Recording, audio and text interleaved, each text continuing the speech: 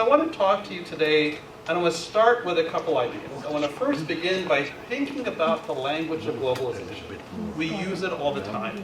Since the 80s, we've heard about globalization, the global marketplace, the move of people and money across boundaries, as if borders were frictionless, as if we can move across like that. And there's no doubt we can do that, but there's limits. So that's going to be, I'm going to spend a few minutes talking about that first. Then I want to think about how is it that we locate the Muslim in this conversation. Oftentimes in Islamic studies, we treat the Muslim as an object, that which is to be observed. But what if we reverse the gaze and we assume the position of the Muslim and look at the world itself from that standpoint? What do things begin to look like? And I want to then move there. Using that standpoint, I want us to think about how might we then address questions of our capacity to engage Muslim communities around the world in crises like what we're seeing in Afghanistan, humanitarian crises where it would seem that simply a wire transfer to a place should be the simplest thing. But I want to signal to you that it's not for us. For us, it's not a simple thing. And so as we think about the different kinds of communities that we want to engage with, Kashmir, Afghanistan, the Rohingya, and we want to think about what our roles, responsibilities are, it's important to think not just of the Ummah, but the Ummah in a global context. A global context that is not always within our controls to manage, but which is operating upon us, our bodies, and our minds, and even something as simple as what's in our pocket. And so let me start with that. When we think about globalization, we think about certain kinds of presumptions of fluidity. So fluidity allows us to think of movement, that we should be able to transport and fly wherever we want, which we do. 50 years ago, 100 years ago, I remember when I was a kid growing up in Los Angeles, and my parents who had immigrated from India to Los Angeles in the 60s, the idea of flying to India to visit my family and my relatives was very difficult. It was a very costly endeavor because that's just the nature of travel at that time. Those of you who are old enough to remember landlines before there were cell phones will remember international costs of calling. The kids today have no clue.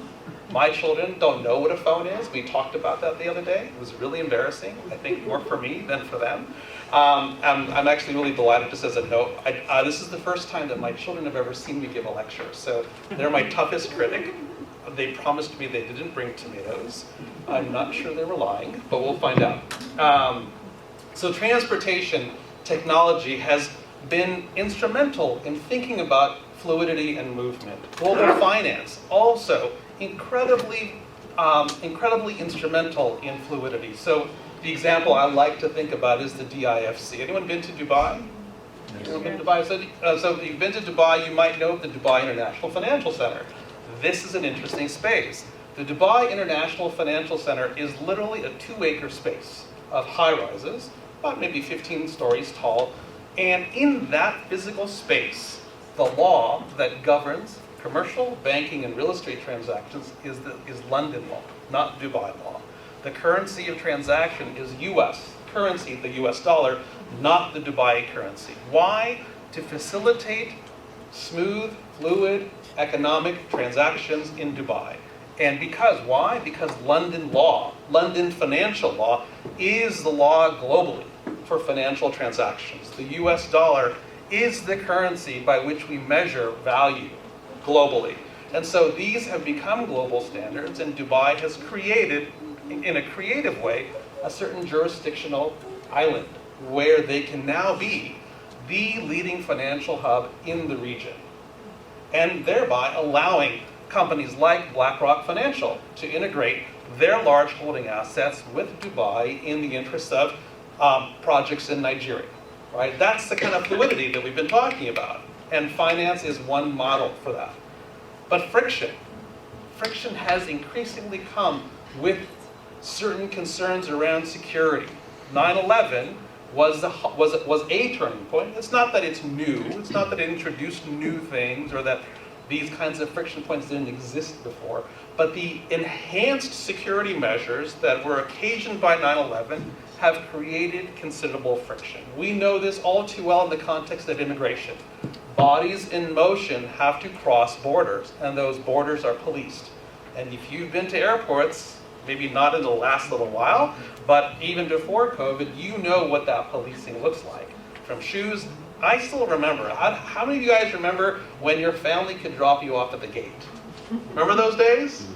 Okay, my kids have no idea what I'm talking about. I'm sure your children don't. But those were the days, right? When we weren't as worried about that kind of movement of people into the space where you could transit. Now we structure transit so robustly with security protocols, passport controls. Your shoes have to come off, your iPads have to come out, your laptops have to come out. So there's friction there. Now you might say, well, Anver, you're making a big deal out of this. This isn't really friction, this is an inconvenience. Sure.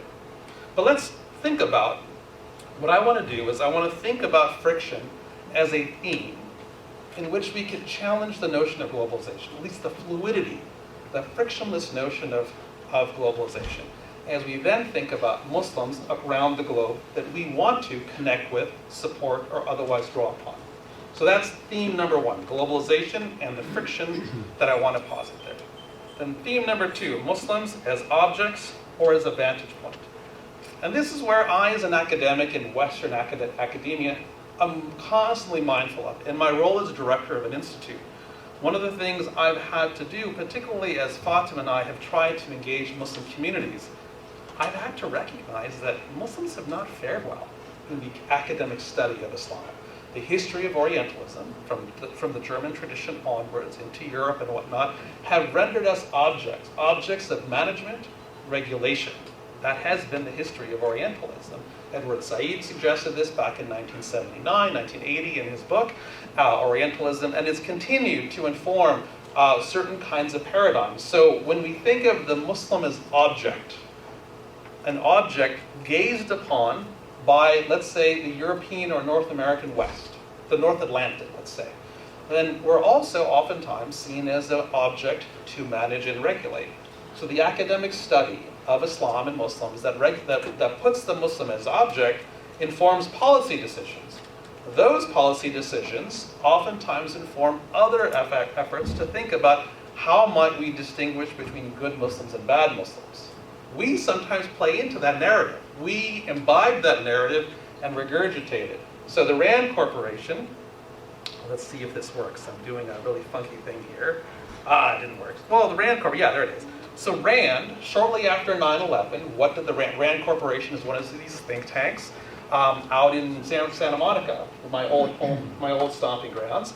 And what they did back out in 9/11, Cheryl Bernard was a big name in this, and you can see her name up on the screen there.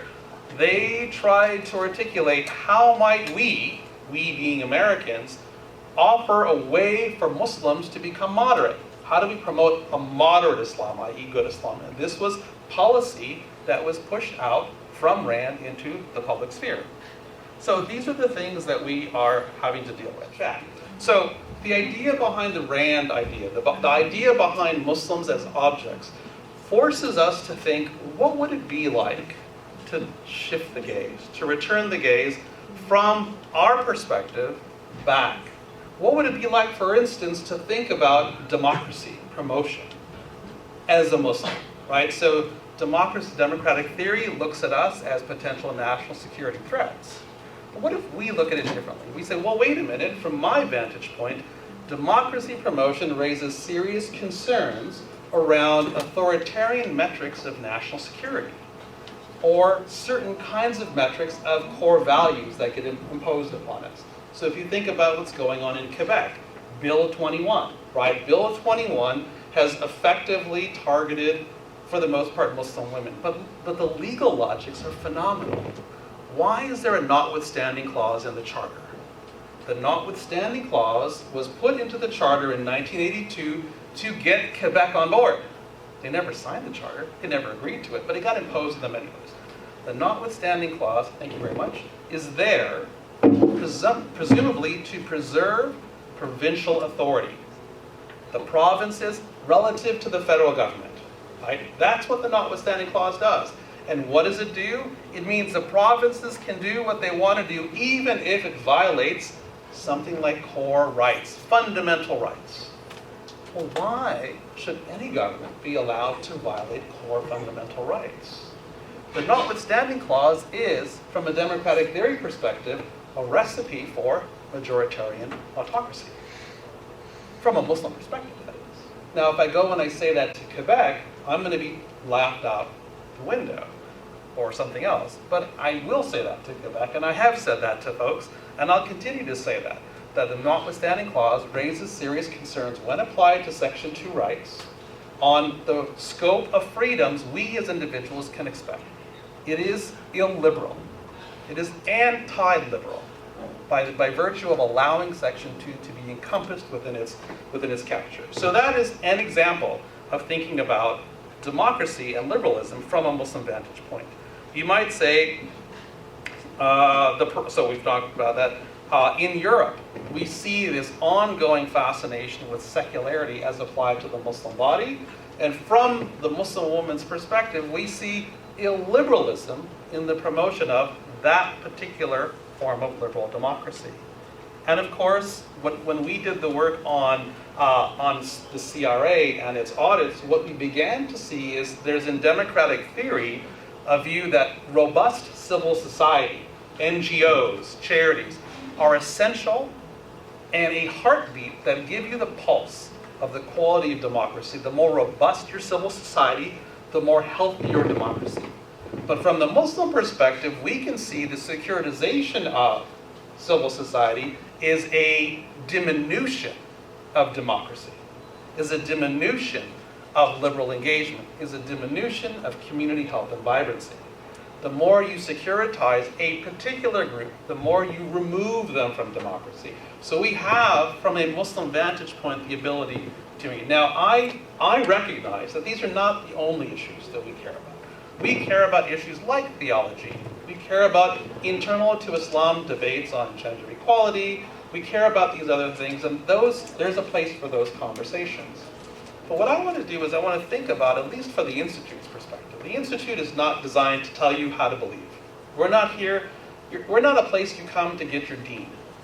We've never tried to put ourselves in that position, in large part because as part of an academic unit that has a history and lineage to the German university tradition, where Orientalism took shape, I'm mindful we're not in the best position to do that. That's not really our job anyways. We are a secular academic institution where academic freedom is the only pillar of our work. So so let me be frank, not everything at the Institute is for everyone. Some of you are going to hate some of the stuff we do. If you're not so crazy about the LGBT community, we do stuff for pride. We do. Why? Because there's Muslim community members that come to us because that's where they're from and that's their angle, and we work with them. Why not? We are as open as we can be. In fact, for MICA, for the Muslims in Canada archive, I joke with my staff that we are so inclusive that if Tariq Fatah wanted to donate his records to us, we would of course take it. It's not even a question that we would take it. You identify as Muslim, even a hateful guy like him, of course we would take it. So that's our view on these things. But it's also, it reflects some of the nature of our programming. Our work is really designed to shift the gaze within the academy and locate the Muslim as the perspective of the academy. That was totally my fault. I'm sorry about that. So that takes me there. So let me then move and say, well, what if we looked at what it means to move money, but from a Muslim vantage point? So let me ask you a couple questions. How many of you have ever, as a group, gone to see a sporting event like the Raptors? Okay, not my kids, because that won't work for you guys, but thank you for raising it. So, other than Mike, who else had their hands up? Okay, you over there in the black, yeah. What's your name? Shahan. Shahan. So Shahan, when you did that, did you organize for the whole group? Yes. Did you have them pay you and you bought the tickets? Yes. You laundered money. True. You took other people's money, it went into your bank account, and from your bank account, you paid the Raptors. Right? Is that right? Guilty as charged. Yeah. Not a problem, because nobody can. But you did. Eating out. How many of you have gone to a restaurant with a group of people and one of you puts the bill and everyone contributes to you? Lots of us have done that. Money laundering. Farm to table. Anyone thought about buying a cow where you all collectively, you pay one person and you buy a cow and they deliver? That's, again, a kind of money laundering through your bank account. So let's suppose you use your bank account and you have a bunch of friends and you say, I want to support the development of a madrasa in Bosnia. Right? Bosnia. Why wouldn't we want to do that? And all of your friends say, great idea. So let's pick someone else. You. Remember your name. Kenise. So Kenise decides to collect a bunch of money, and all of you give her $500. So good on you for giving it to her. It goes to your bank account because they e-transfer the maximum of, let's say, $500, and then you send a wire transfer to Sarajevo. The problem now technically she's money laundering, right? We're all on the board, right? You've given her money. She's cleansed it through her bank account, and she's using her bank account to send to Bosnia. But here's the problem. Who else is in Bosnia? Who else is doing work in Bosnia that banks have to be worried about? Lots of folks that the security industry doesn't like. So the moment you send that check, that wire transfer from your account, guess what's going to happen to you? Your bank is going to have you as a security concern. Now, this has happened repeatedly to Muslims in the United States. Chase Manhattan Bank has written to Muslims time and time again, please remove your money from our bank. You are no longer welcome as a client. HSBC has said to Muslims in London, please remove your money from our bank. You are no longer welcome as a client. Why? This is the question of moving Muslim money. Muslim money is not just money. Muslim money goes from your pocket to somebody else's. And it's in looking at where it begins and where it ends that algorithms from the National Security Administration, the CIA, to CSIS, to the Financial Action Task Force, computer scientists, have designed algorithms that are designed to put red flags. Red flags that might mean who knows what, right? And it's all about degrees of linkages.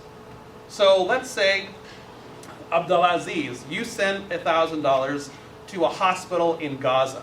You send it directly to the hospital. But it just so happens on your Facebook feed, you've got a lot of criticisms of Israel. What's the link? Now, maybe one of the guys that you cite on your Facebook feed has 3 or 4 degrees away from Hamas. Now, you would say, wait a minute, Anver, Hamas was democratically elected in 2006. As a democratically elected body that governs Hamas, isn't this the core principle of governance and legitimacy that we can attend to Hamas? You think that would be right, except Hamas is on the Canada terrorist list, on the US terrorist list, on the UK terrorist list. Do they distinguish between Hamas social activities and Hamas military activities? No, they do not. As a matter of actual policy, debated in Parliament on this very issue, the Conservative government said, no, it doesn't matter. We do not distinguish between the two because if you fund their hospital, that means they've now got more money to fund bombing. It's the fungibility thesis. Money is fungible. You pay one entity, it frees them up to do something else. Simple opportunity cost analysis. Moving Muslim money can be dangerous to your financial stability and your well-being. So this is the current situation that we are in. The reality is as follows. The FATF, and we write a little bit about this in the CRA report, but I'm now moving beyond the CRA report. This is not just about charities. This is about every form of financial service that you take for granted. You go, you have your SIN number, you go to a bank, halas, you've opened your account. But not everyone gets to do that. Not everybody gets that opportunity. The Financial Action Task Force is one of many multilateral organizations. The other is the Basel Committee on the Supervision of Banking. What these organizations do is create international standards on a number of things. but in particular what the FATF does is they create international standards to manage and work against money laundering and terrorist financing. Now, money laundering, the FATF began in 1989 in the wake of the war on drugs. Why? Because $300 billion of money from the war on drugs, from the drug cartels, were funneled through conventional banks by estimates in the New York Times. They wrote this in 89 or 88, 89. So the Financial Action Task Force was originally created for that. After 9/11, it was suddenly asked to take on the task of terrorism financing. Question number one, what is the connection between money laundering from the drug trade and terrorist financing? Zero. What's the scale of comparability? They're not at all comparable. We're talking about billions of dollars on the one hand, thousands of dollars on the other. It doesn't take a lot to blow something up, but it takes a lot of money. You have to move a lot of money if you're going to move that much coke across borders and into the market. So the analysis doesn't fit, but nonetheless, FATF did this. And what they issued was Special Recommendation number 8, which is of interest to me and many others. Special Recommendation 8 specifically says every country that is a member of FATF needs to recognize that charities are vulnerable to terrorist financing. So every country has to account for, among other things, charities. Yes, your banks. The other one that the FATF is really worried about are lawyers. Lawyers are a real problem, especially in Canada, because attorney-client privilege means that I am not obligated to disclose anything my client is doing, which it could be something bad, right? But we'll get to that in a second.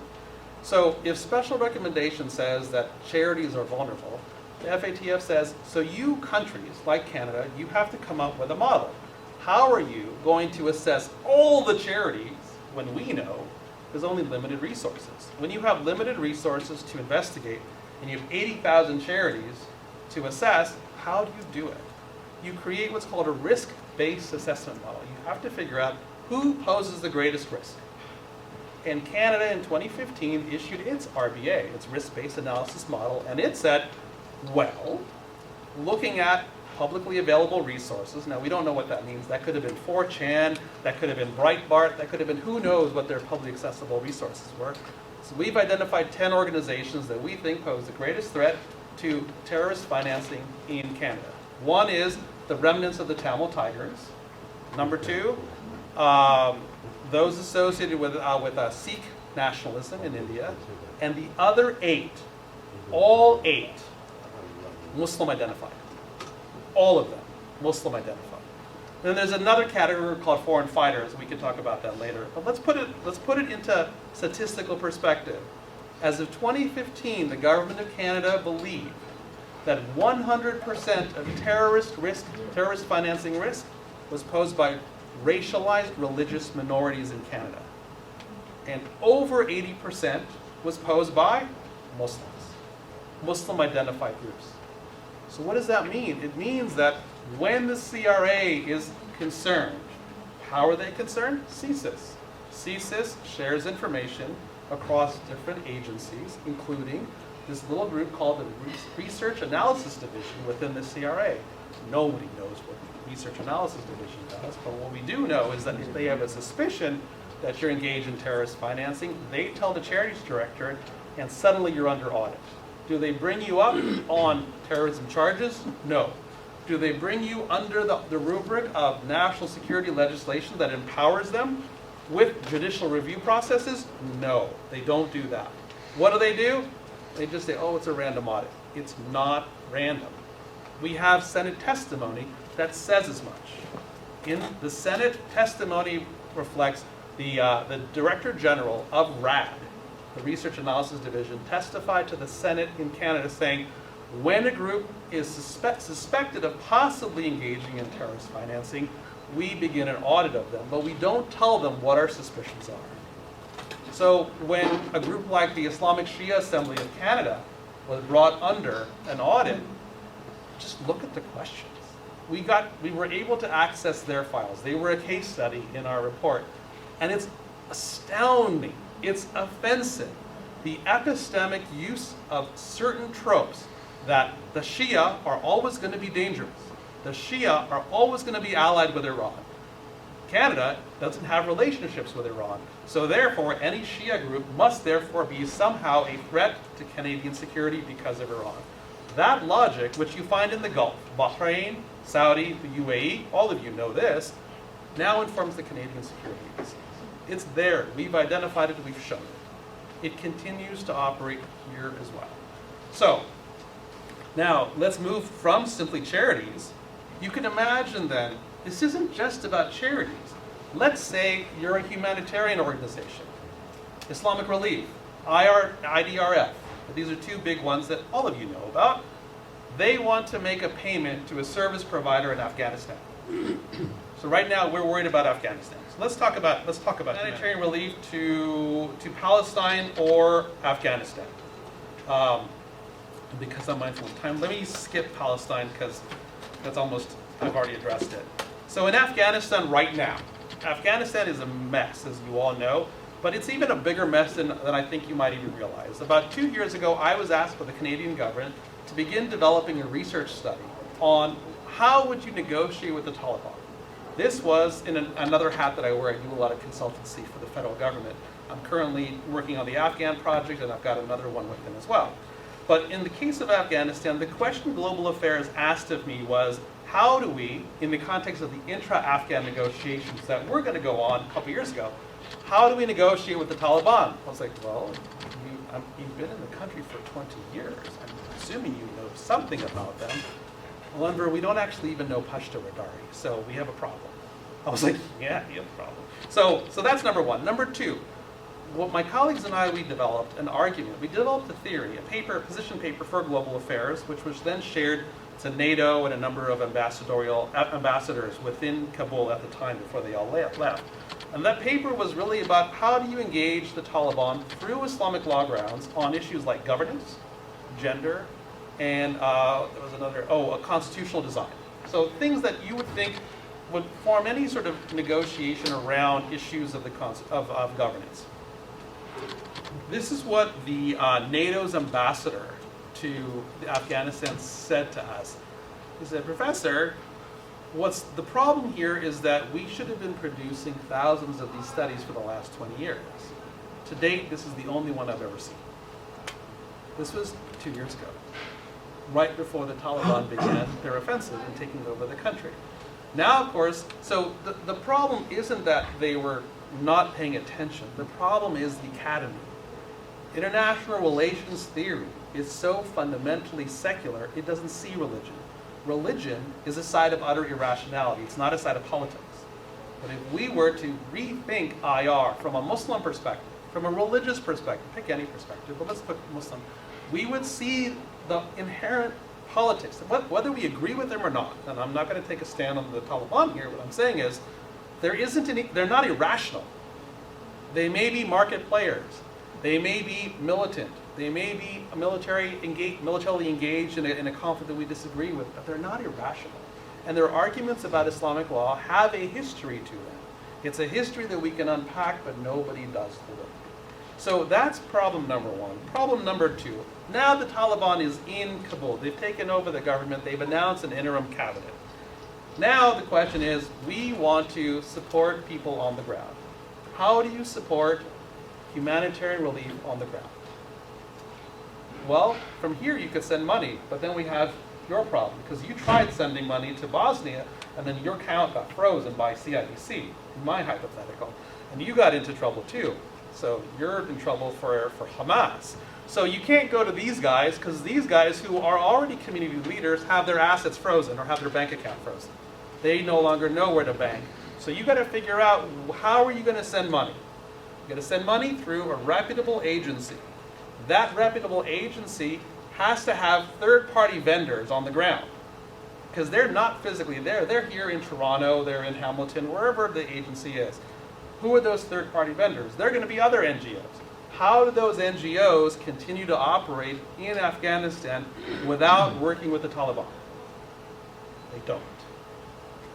Scholarship suggests that the Taliban's effective MO is to integrate themselves with humanitarian relief organizations on the ground, which means the moment IRC, IDRF has a vendor on the ground, what kind of oversight must they do to ensure that the vendor is not somehow connected to the Taliban? Think of the compliance. Think of the amount of overhead that your donations now have to cover because a Muslim charity that wants to go help Muslims is also now subject to scrutiny in ways that even Oxfam is, even United Way would be if they're going to go in Afghanistan. But because it's IRC, even more so. So it's no longer easy. It's challenging. This is the friction. This right here, we are connected. There are ways to get money. You can wire transfer. You can send money over PayPal. You can send money over Amex. You can do all these different things that you and I take for granted on a day-to-day basis when we go get our Starbucks. When we go by, I just passed a place where you can get a sushi burrito. So I want to hit that place because I like sushi and I don't want to know what a sushi burrito is. And my eldest, back there loves sushi. So I'm going to use my credit card. My Visa is going to be used to buy that, and I'm not going to think twice about it. If I want to send money to Kabul, I have to be super careful, not only about my accounts, but the vendors and the humanitarian organizations and the compliance regimes that are involved. So what does this mean? If you want to be a humanitarian organization, you better have a large compliance division.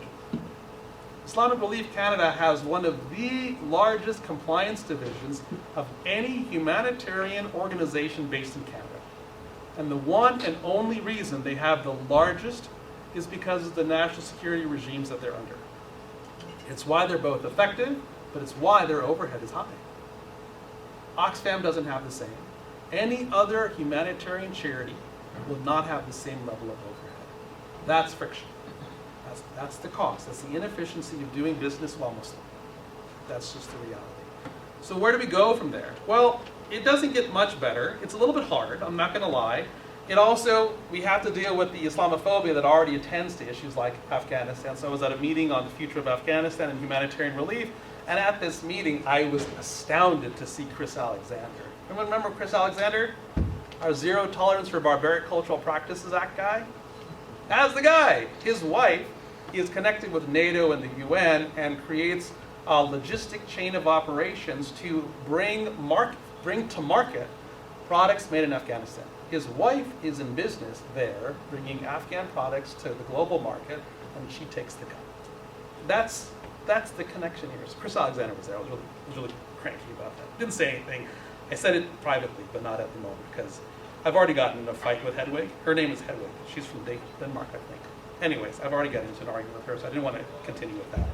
So where does this leave us? This leaves us in a predicament. So first of all, we need to know Muslim donations in Canada tend to emphasize humanitarian relief globally. And I want you to understand that when you do that, there's friction. That's just the reality. Our job at the Institute now, our job generally is to change the story. We need to change the domestic story so that we can reduce friction going abroad. And so that's my job. My job, and one of the jobs that we do at the Institute, is thinking about how we tell news stories. The Muslims in Canada Archives is about that. How do we get the day-to-day images of your life, not your organization's life, not the work you do for Islam, but your life. I want grocery lists. I want photos of all of you at Algonquin Park going canoeing and maybe falling in. I want all the stuff that basically looks very ordinary. And we want to be able to help people tell stories. Let me tell you a story. There are two young people based in London, Ontario, who believe that they have found the very first Muslim cemetery in Canada. Now, we know that Al-Rashid Mosque was technically the first mosque, but its cemetery was not the first cemetery. The first cemetery, we think, is based in Nova Scotia, in a small town called, and this is the best part, Bible Hill. Bible Hill, Nova Scotia. Wouldn't that be a great story to tell? Couldn't you imagine that story supported by a Canada Council of the Arts grant and then featured on CBC? We need to tell that story. And we need to tell every story like that, because the moment you start telling stories like that, complicate the stories of Muslim life in Canada, and than people like me quietly going and telling the government they're racist bigots. And I'm happy to do that. But your job is to help me tell stories. Your job at OIL, your job going forward, help me tell stories. Whether it's data, we have community partners in this, and it's, anyone remember the 2016 Environics study? Environics did this big report in 2016 on Muslims in Canada. If you go back and take a look at it, look at the survey. Look at what the survey questions were. Now, it was done by Environics and my friend Keith Newman. And Keith Newman is a really smart guy, and he's a lovely man. But I had real problems with that survey, because if you look at the questions are all about making sure Canadians feel safe with Muslims. You think about it. There's a little bit of white gaze in that survey. What happens if we make a new survey with Muslim case? And that's what we're doing. It's costing a lot. These projects cost a lot. But that's the idea, is to create a report, create a survey. 1,000 Muslims answer it. But we designed it with a Muslim gaze on Canada. We think about it intersectionally across different metrics of difference. And we use it and develop public policy reports based on the fact that 2021, the long-form census is asking the religion question now.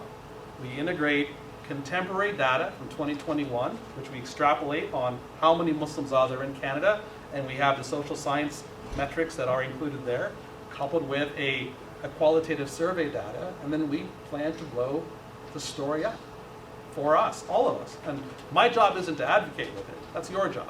My job is just simply to do the research in an effective manner to ensure that you can tell the story that you want. You have information, you're loaded with that when you go out, wherever you go. Because the last thing we do at the Institute is we don't advocate, we just produce research. We need you to advocate. We need you to take our material and tell the stories that you want. So that's where I want to leave us today. Not the most happiest story, I'm not going to lie. There's a lot of friction. But I want you to, but by knowing where the friction points are, you're in a position to think about more effective surgical advocacy. And that's where I want to leave it today. So thank you. Wait, do they have to ask every donor where the money is coming from? Do they have to go into my history and personal records and all that to see whether I'm connected with whoever? No, I don't think so. I mean, they don't do it that way. They're not going to, well, let's put it this way. Unless they need to be scared of you. So let me put it this way. One of the things we found about ISAC was they got a $500 donation from the Embassy of Iran, a cultural affairs unit within the Embassy of Iran. That particular donation was seen to be the formal link that established Iran's control over ISAC. That's how the CRA understood it. So there are certain things, yeah, if you're a charity, you need to be careful where you're taking money from. No doubt. And every charity needs to be concerned about that, obviously. But whether or not they're going to go into the specific files of any individual like that is hard to say. I think it's going to depend on whether or not that individual ought to have been flagged or was flagged. So that's not clear to me. So really what I'm getting at is if my file was flagged, yeah, and I write a check yeah. to oil, yeah, oil could be in trouble. Yep. If you, for instance, have a connection to Hamas, right? No more donations from me. Let's say you have a connection to Hamas, right? Yes. So, like, let me put it to you very clearly, like this way. So, there's a charity, that'll go unnamed, whose board members were getting emails from the Syrian Muslim Brotherhood, and the Syrian Muslim Brotherhood was sending them emails. The Syrian Muslim Brotherhood was sending everybody emails, right? So now, oh wow. If you, the charity, are getting emails from the Syrian Muslim Brotherhood to help them collect funding for fighting the civil war, you must be connected to the Syrian Muslim Brotherhood, right? That's the analysis that they use. It's called links analysis, and it's really dumb. It's not a very smart model. But let me be clear. I want to start with your first point. Is it scary? It can be. It can be. The more you dig into this, I don't think it's scary. I think it's enraging. It's outrageous. And if you're not mad, then I want you to get mad. I think this is the stuff that has to make us mad, not scared. So for instance, CSIS. Yes, people are scared of CSIS. But I actually don't think CSIS is the scary industry you think it is. CSIS is mostly impotent and incompetent. I'm going to be really frank with you. They come off really scary at your front door, but they're actually idiots for the most part. And I know this because I've met them. We've gone and they've all drunk the Kool-Aid. Don't get me wrong, they've all drunk the Kool-Aid. But let me be really frank. So about 3 months ago, the Ministry of Public Safety issued a directive to researchers like me that if I'm going to have a relation with a research partner abroad, I now have to file a national security screen to make sure that the products are protected. They say they're worried about China and theft, patent theft, which is a real thing. Well, what am I worried about? I'll tell you what I'm worried about. And this is what I said to them. I said, what I'm worried about is that this is all a pretext because your current national security regime is so structured against Muslims, it's going to have mission creep. So 3 weeks ago, we had the head of the children's Palestinian Children's Advocacy Group out in Jerusalem give us a talk. And we paid an honorarium of $500 to her. A week later, Israel declared her organization a terrorist organization, one of the 6, right? So then as I was giving this lecture, so that's one. Then I'm at this event of all the vice presidents of research universities, and CSIS opens. CSIS is directing them about this national security screen and assuring them that it's going to be just fine. And good Canadians, this is what drives me nuts about Canadians, especially the white Canadians, they're so compliant. It's like, no, there's no reason to be compliant here. So I opened my mouth, but I said, basically this is a bunch of bullshit. Sorry, shouldn't curse, sorry. But I was really mad. And I let them have it, and I had the facts and figures, and 1 week later I got a call saying, will you come and advise us? Now, do I think that they're maybe just checking a box so they could say they advise me? Yeah. But on Thursday, we're going to go meet the deputy director of CSIS and tell her how she should change the laws and security intelligence. Do I know if they're going to listen to us? I don't know. But I do think that when you call them out for being lame, which they are, they're mindful because here's the thing, they can't say anything. They cannot defend themselves because they can't reveal anything, right? So it becomes a one-way conversation. You get to control the narrative. So the dynamics of CSIS allow you a little bit more power than I think you will let on. That's why I don't want you to be fearful. I want you to join me and be freaking mad. And then we're going to do something about it. That's it. So, but yes, if you have connections to Hamas, don't give them money to oil because they're going to get messed up. So just be careful. But I'm sure they still want your money because I'm sure you're still a local company. So all of that, yeah. I see a hand back there, but do you have a follow-up? No. Oh yeah, go ahead, sir. Thank you for your presentation. I'm interested in the big picture of the Muslim identity and Muslim space, the way they are occupied at the moment. You talked about Orientalism and how the Orientalists have written history of Muslims, and that created a perception of fear, of all kinds of issues about who Muslims are. I recall a long time ago reading a book by Professor Huntington about the clash of civilization. And I'm told that his book created a kind of a policy kind of from the United States about how to deal with Islamic countries. I also see how Muslims are being targeted not only in, say, United States or Canada, but in a European country, Yemen, and all the things you talked about. But the key question also is, what Muslims do not seem to have influence, in spite of their population, like in India with 200 million people, still being targeted. No influence at all. Where is the weakness of Muslims in all these things? We can talk about charity being targeted, but at the same time we have to look at our own selves. What are we doing in order to create a positive image? Well, fair enough. Fair enough. Look, I can only speak on what I. So this is not an area that I study, so I can't make general comments to address your question.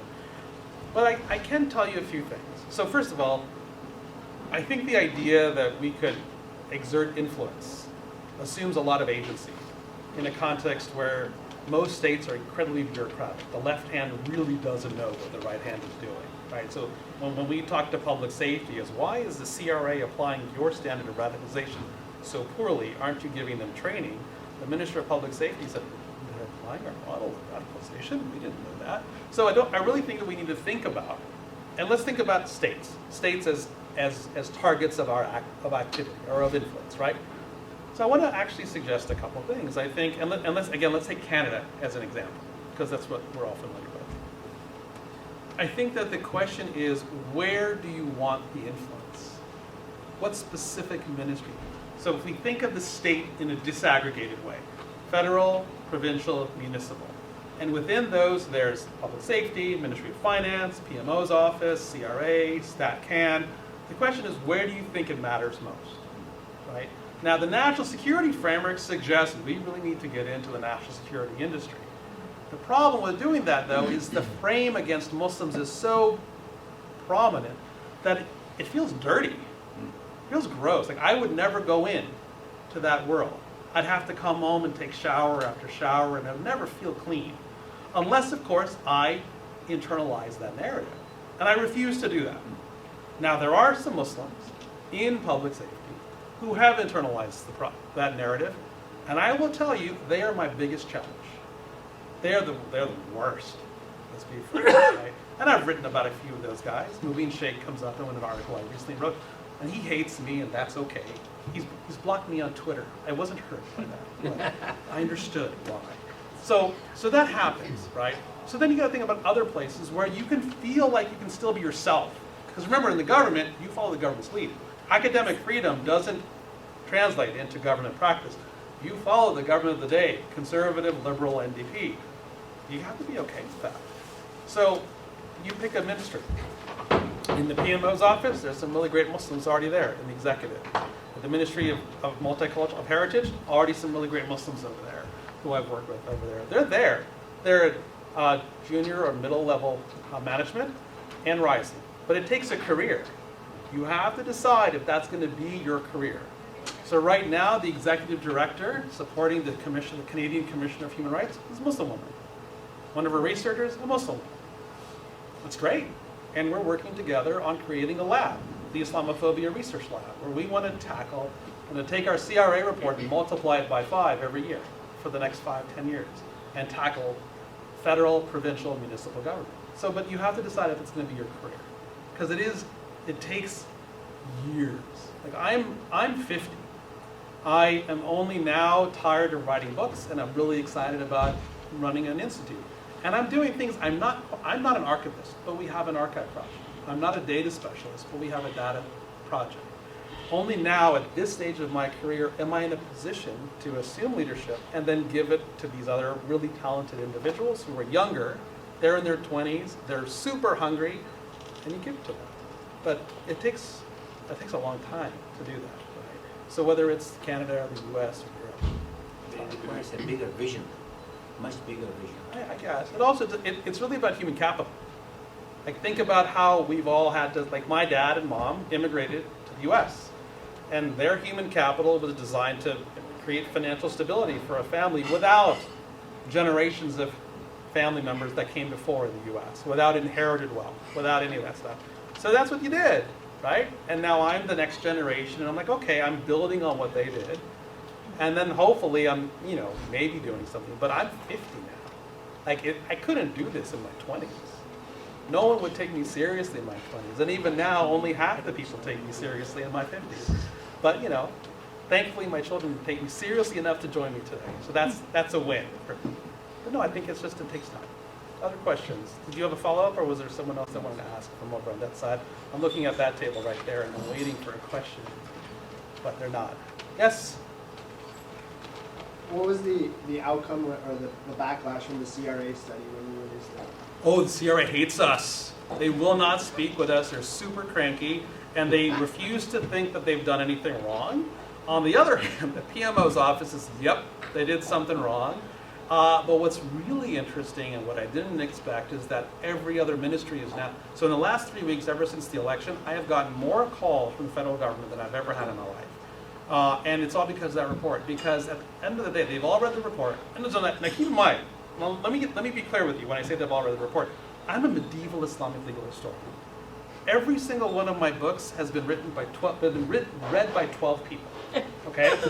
And over a period, so no one really I think they're phenomenally important books, and I devoted a lifetime to them, and I think they're super important. But 12 people have read each of my books. This was the first thing I've ever written, first published online, and then it was actually read and by people, which was more than just my mother. So that was great. But the CRA report, there's two things. So first of all, there's two different reports out. There's our report on the CRA, and then ICLMG, the International Civil Liberties Monitoring Group, published one. And what's interesting is the two different reports are very different. ICLMG looks at the legislative frameworks and makes claims, some of which need a little bit more data to support, and that's fine. We weren't trying to be systematic. We were not trying to be representative of the entire charity industry. We were saying, here is the epistemic, the methods that they use. So when they say, for instance, the worst was when they cited a book to say X. But on page 2 of the book, the author says, this book will not support X. He said, literally on page 2, he says this. So one, remember, I'm not trained in this area. I'm just a slow reader, or a close reader, whatever you want to call it. So one is just better reading practices.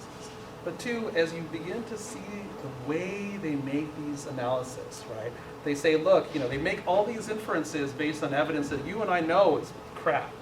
But it's because of their own bias. And as soon as we show that this is consistent across the 3 case studies, it's not about does this happen across the board to every charity, but rather it's about the nature, it's the Islamophobia that structures bureaucratic rationality.